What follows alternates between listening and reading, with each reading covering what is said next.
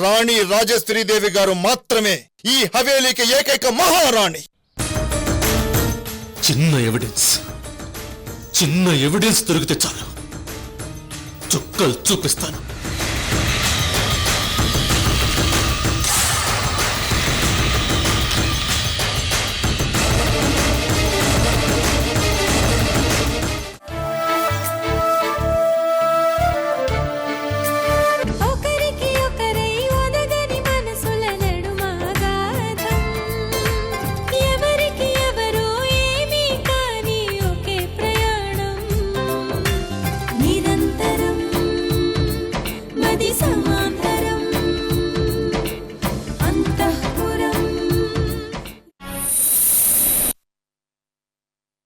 ఆ రాక్షసి గిలగిలా తన్నుకు చావడు నేను కళ్ళారా చూడాలి సార్. నా కోరిక తీరుస్తారు కదూ, తీరుస్తారు కదూ.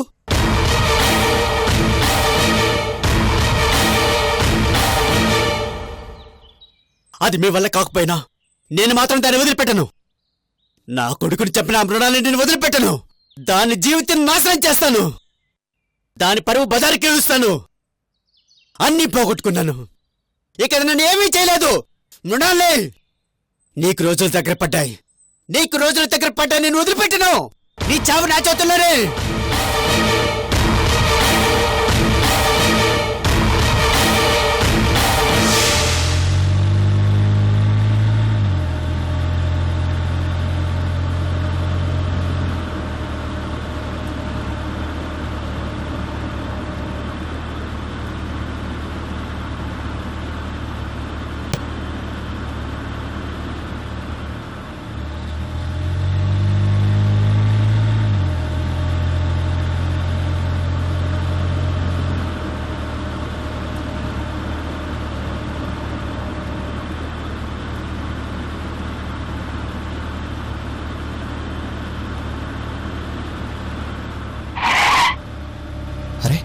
ఇది ప్రతాప్ కార్లా ఉంది.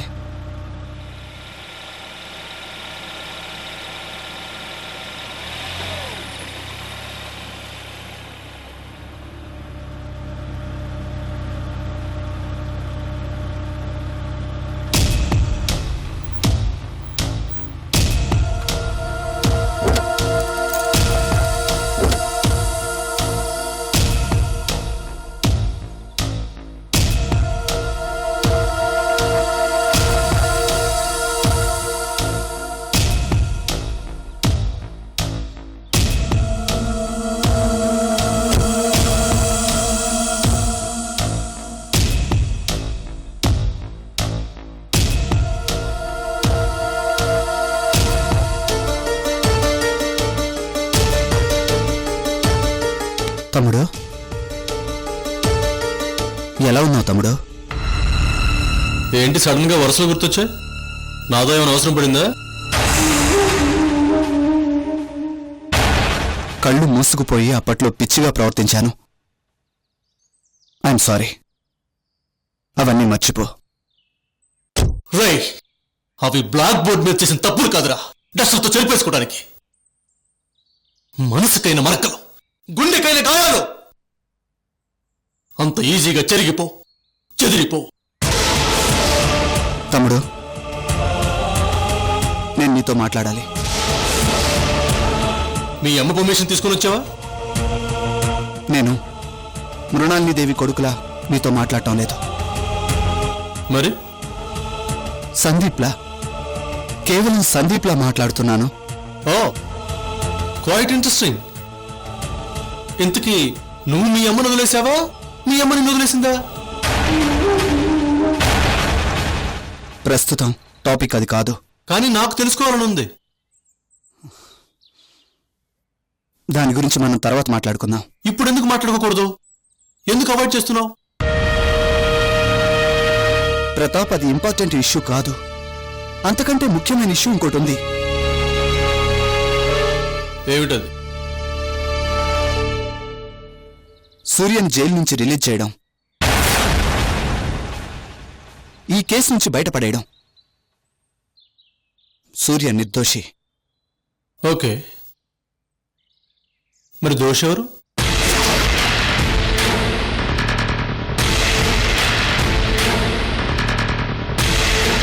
దోషి ఎవరు అని అడుగుతున్నాను. అది నీకు తెలుసు. నీకు తెలుసా అని అడుగుతున్నాను.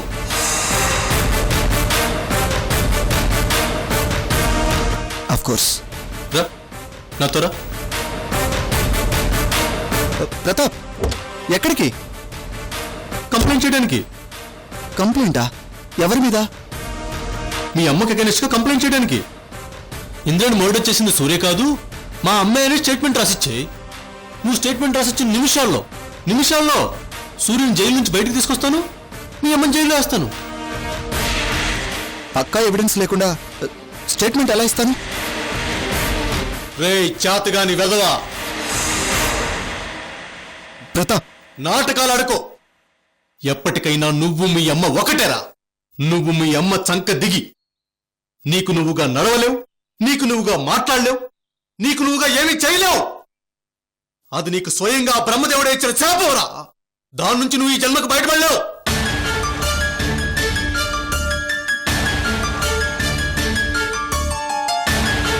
ప్రతాప్, ఇద్దరు పెళ్ళాలకి మొగుడివి, ఒక బిడ్డకి తండ్రివి, ఇంకెప్పుడు నేర్చుకుంటావురా?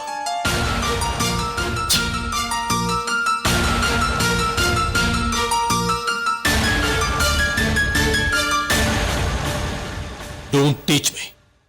సూర్యుని ఎలా రక్షించుకోవాలో నాకు బాగా తెలుసు. ప్రతాప్, నువ్వెన్ని తిట్టినా నా కోపం రావటం లేదు. Because I reserved them. ఆ తిట్లు పడాల్సిందే. అలాగని నాకు రోషం కూడా రావటం లేదు. ఎందుకంటే ఐఎమ్ హెల్ప్లెస్. నా మనసులో ఆలోచనలకి, నేను చేసే పనులకి దేర్ ఇస్ నో లింక్. ధైర్యంగా నాకు నేనుగా ముందుకు వెళ్ళలేను. కానీ ఒక్క రిక్వెస్ట్, డబ్బుల గురించి ఆలోచించుకో. ఎన్ని లక్షలు ఖర్చైనా పర్వాలేదు, నేనిస్తాను. సూర్యుని మాత్రం సేవ్ చేయి. ఛీ! సిగ్గులేదు. ఒక్కటే బుద్ధి, ఒక్కటే ఆలోచనలు. నీకు మీ అమ్మకి తేడా లేదు. డబ్బుందని మదం, డబ్బుందని అహంకారం. ప్రతాప్, డబ్బులు మింగితే మనుషులు బతకర్రా. డబ్బుతో అన్ని సాధించలేర్రా. ఎప్పటికి తెలుసుకుంటారా? మీ అమ్మ దౌర్జన్యానికి ఒక అమ్మాయి గుడి ప్రాణం బలవబోతుంది. నువ్వేమో డబ్బులతో ఆ ప్రాణాన్ని నిలబెట్టడానికి బయలుదేరావు.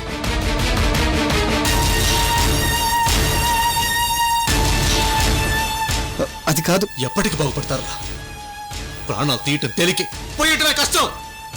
నీకు సూర్య మీద అంత ఆపేక్ష, ప్రేమ కారిపోతుంటే మీ అమ్మ లాక్కొచ్చి నిజమేంటి ఓపెన్ గా చెప్పి మాకు అబ్బ చెప్పు, సన్మానం చేస్తాను. 10 మందిలో నీ కాళ్ళు కడుగుతాను, వీడేమా అన్నాని గర్వంగా చెప్పుకుంటాను. అంతేకాని ఇలా చాటుమాటుగా వచ్చి నా చేతులు పట్టుకొని రిక్వెస్ట్ చేయడం కాదు. సూర్యం బికారి కాడు, పెద్ద బిజినెస్ మ్యాగ్నెట్ కి మొగుడు. కోట్లు, అతని దగ్గర కోట్లున్నాయి.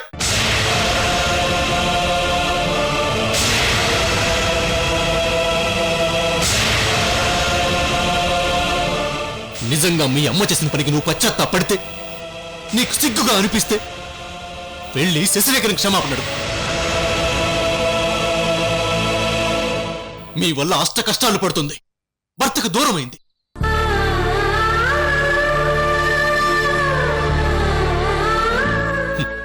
ఈ జన్మకి నువ్వు మీ అమ్మ నీడ నుండి బయటపడలేవు గాని నేను మాత్రం మీ అమ్మ అంతం చూసేదాకా వదలను. వెళ్ళు.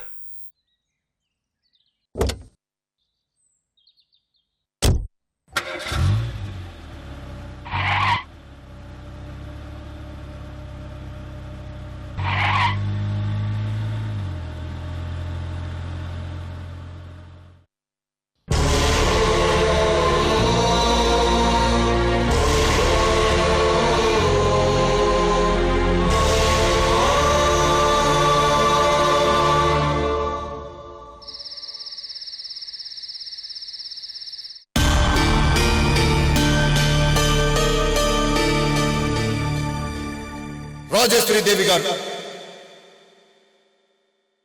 అడ్డమైన వాళ్ళు అడ్డమైన ప్రశ్నలు వేస్తుంటారు. దేనికి మీరు సమాధానం చెప్పాల్సిన అవసరం లేదు రాజేశ్వరి దేవి గారు.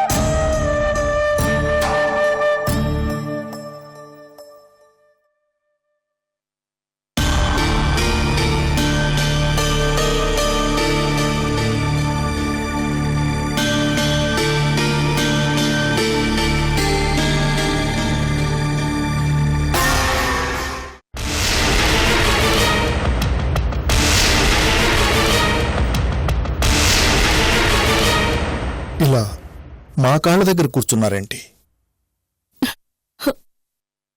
నాకు జీవితాంతం ఇలాగే మీ కాళ్ల దగ్గరే బ్రతకాలనుంది రాజావారు. ఎందుకంటే నాకు చాలా ఆనందంగా ఉంది. ఎన్నాళ్ళకి హవేలీలో అందరి ముందు నన్ను రాజేశ్వరి దేవిగా అంగీకరించారు.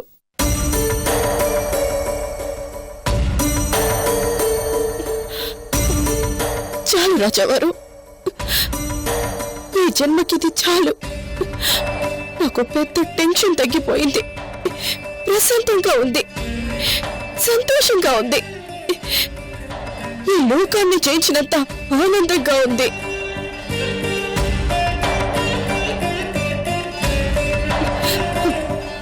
నిజం చెప్పాలంటే ఈ రోజే నేను మళ్ళీ బ్రతికొచ్చినట్లుగా ఉంది. రాజావారు, ఒక్కసారి, ఒకే ఒక్కసారి ప్రేమగా నన్ను రాజేశ్వరి దేవి అంటూ పిలువరు ప్లీజ్. ఆపేక్ష నిండిన ఆ పిలుపు కోసం నేనెంతగా తప్పిస్తున్నానో, ఎంతగా ఎదురు చూస్తున్నానో తెలుసా?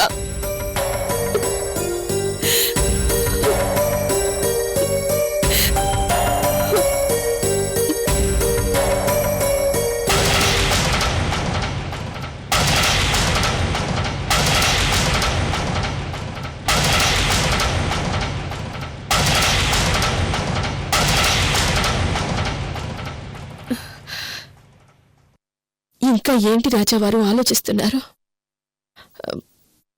మొహమాటంగా ఉందా?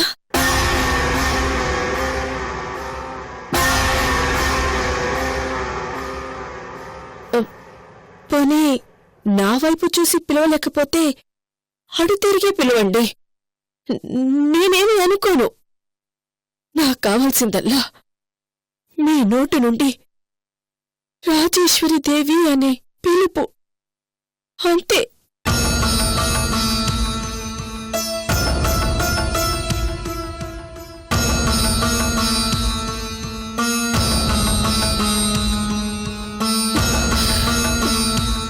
పిలవండి రాజావారు, పిలవండి.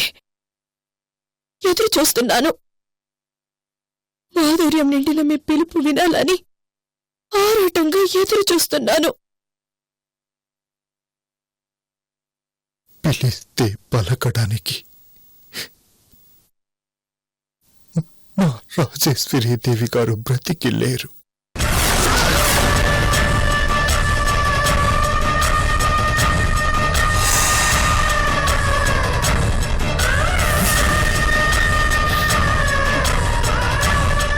రాజావారు, మీరేనా మాట అంటోంది?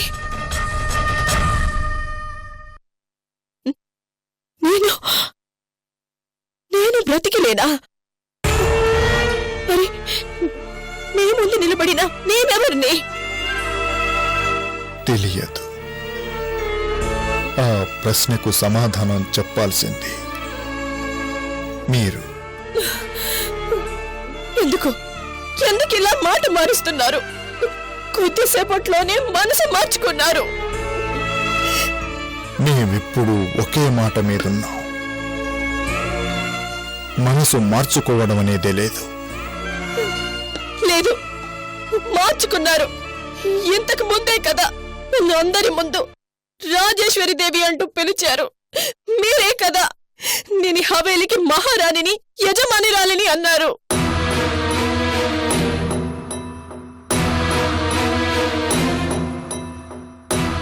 మాట్లాడండి రాజావారు. నేను రాజేశ్వరి దేవిని అని ఎవరికి నిరూపించుకోవాల్సిన అవసరం లేదు అని అన్నారా లేదా?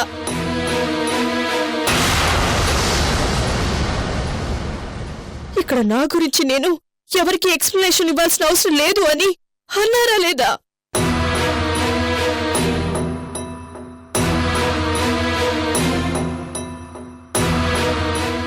చెప్పండి రాజావారు, నిజం చెప్పండి, అన్నారా లేదా?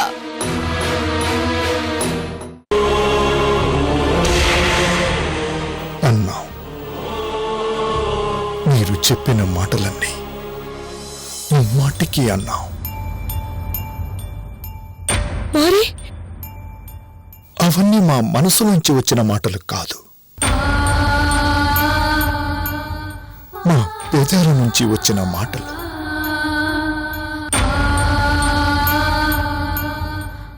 అవన్నీ నమ్మకండి. రాజావారు, మేము మిమ్మల్ని రాజేశ్వరీదేవి గారు అని అనుకోవడం లేదు, నమ్మడం లేదు. కానీ ఒక్క విషయం మాత్రం నమ్ముతున్నాం. మీరు ఈ హవేలీ మంచి కోరి ఇక్కడికి వచ్చారని నమ్ముతున్నాం. మీరేం చేసినా మా బాగు కోరే చేస్తున్నారని నమ్ముతున్నాం. మీ వల్ల ఈ హవేలీకి పూర్వ వైభవం వస్తుందని నమ్ముతున్నాం.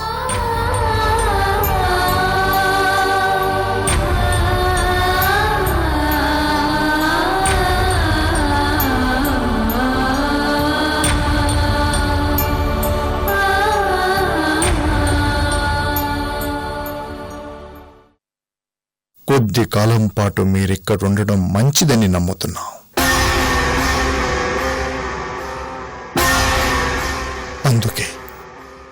అందుకే మిమ్మల్ని రాజేశ్వరీదేవి గారు అని నమ్మినట్టు నటిస్తున్నాం. ఉనాలి కోసం, జనం కోసం, చుట్టూ ఉన్న వాళ్ళ కోసం. అంతే.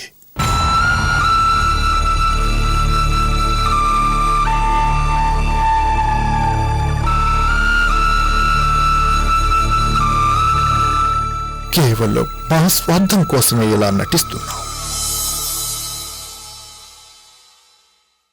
అఫ్ కోర్స్ తప్పని తెలుసు.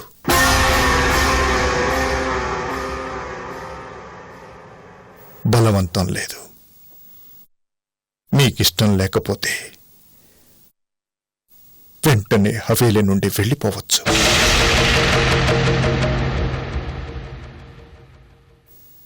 మాకు అభ్యంతరం లేదు.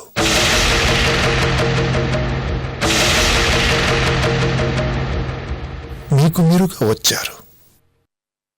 మీకు మీరుగా ఎప్పుడు కావాలనుకుంటే అప్పుడు వెళ్ళిపోవచ్చు.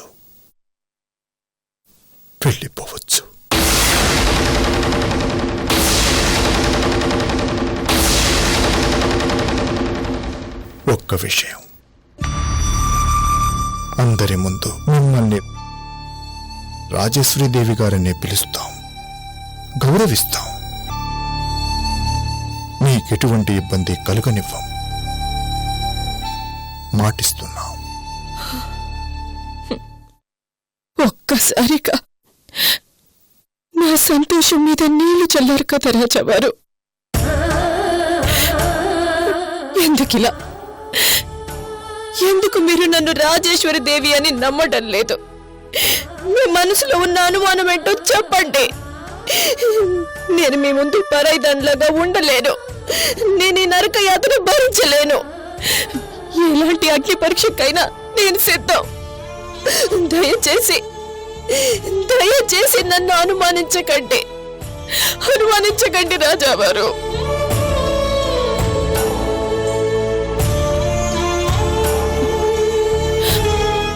అలా మౌనంగా ఉండకండి రాజావారు. మాట్లాడండి, ఏదో ఒకటి మాట్లాడండి. నేను మీ రాజేశ్వరి దేవిని అని నమ్మండి.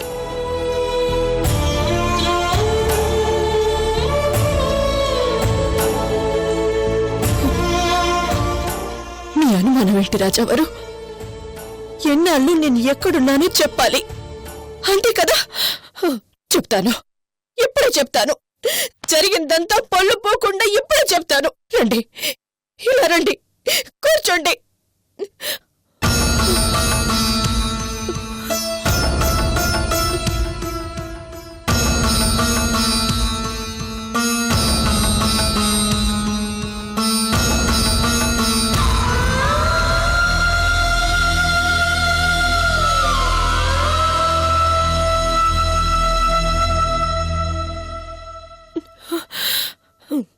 రాజావారు, ఒక్క అవకాశం ఇవ్వండి. దయచేసి నేను చెప్పేది వినండి. ఇన్నాళ్ళు నేనెక్కడుంది, ఏం చేసింది అన్ని వివరంగా చెప్తాను. అవసరం లేదు. మా రాజేశ్వరి దేవి గారు బ్రతికి లేరు, చనిపోయారు అని మేం చెబుతుంటే